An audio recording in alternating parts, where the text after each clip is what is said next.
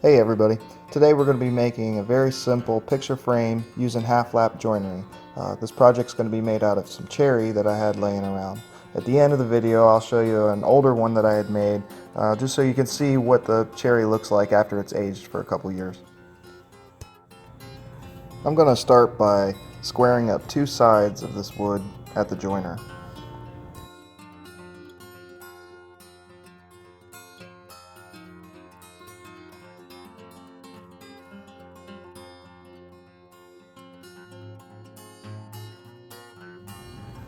Next I'll use the planer to bring the thickness of the board down to 5/8 of an inch.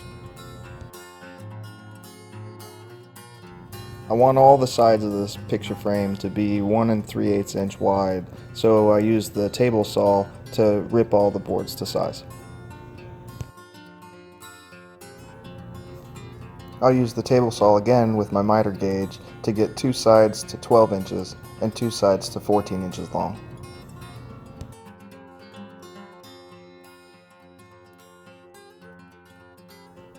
I'll start by marking each rail 2 1/8 inches down from the end.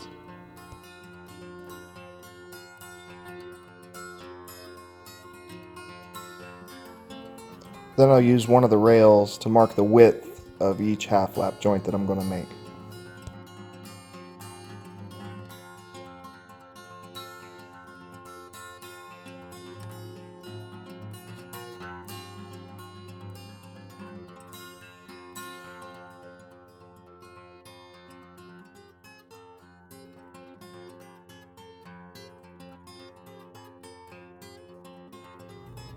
I'll use my marking gauge to find the center and mark off each rail.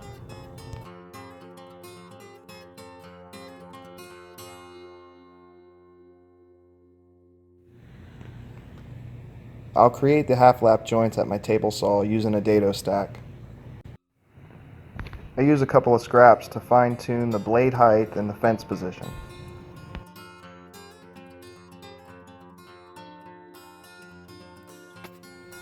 Now I'm ready to cut dados in all the rails.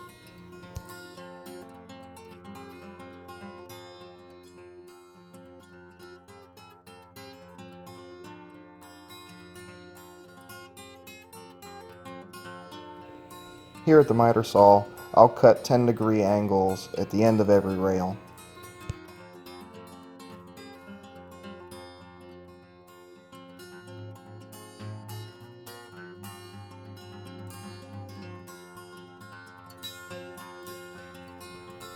Now at the workbench, I can test fit all of the rails and make sure the half lap joints are good and tight.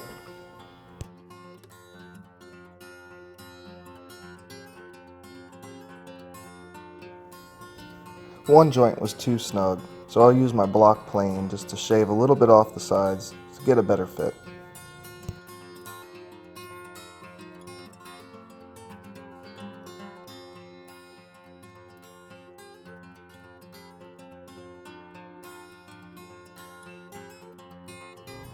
Once I've test fitted all the joints, I can begin final assembly.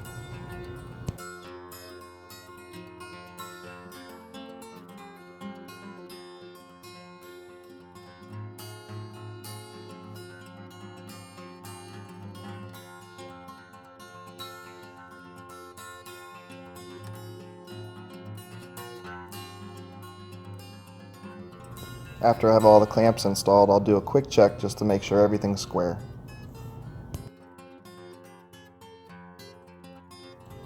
After the glue's dried, I'll head over to the router table to create a recess in the back of the frame. I take multiple passes at the router table to create the 3/8 inch deep rabbet. This will ensure that I don't get any tear out or chip out when cutting the recess. The router bit will leave the corners rounded, so I'll use a chisel to square up the corners.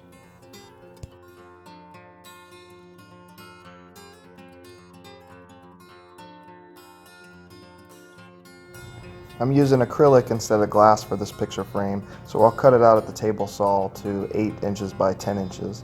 I'll do the same thing with a scrap piece of plywood that I have for the backer board.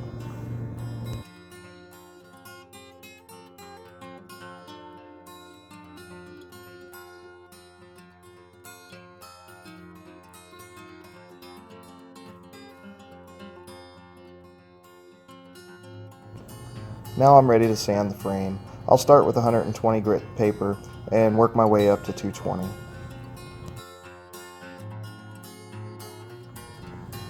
I'll use a sanding block and 220 grit paper to knock down all the edges and clean up the sides of the frame. If I use the random orbital sander here, I tend to round over the corners too much.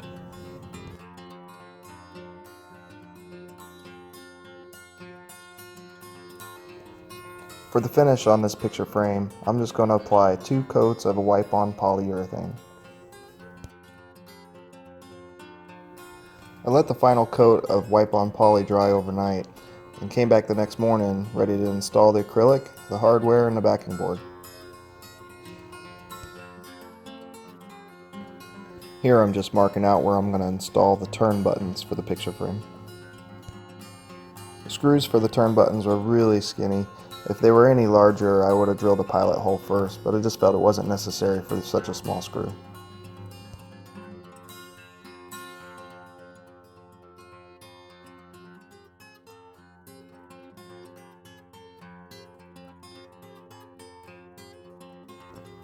Now all that's left is to install the picture, the glass, and the backing board.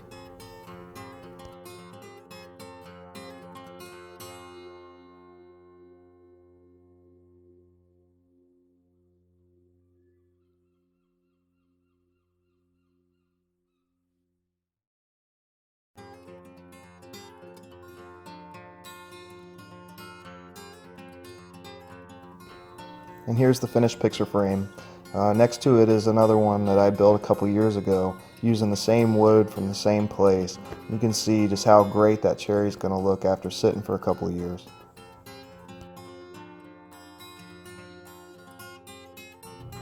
If you want to make one of these for yourself, I'll leave all the dimensions for this picture frame in the description. If you like the video, please subscribe.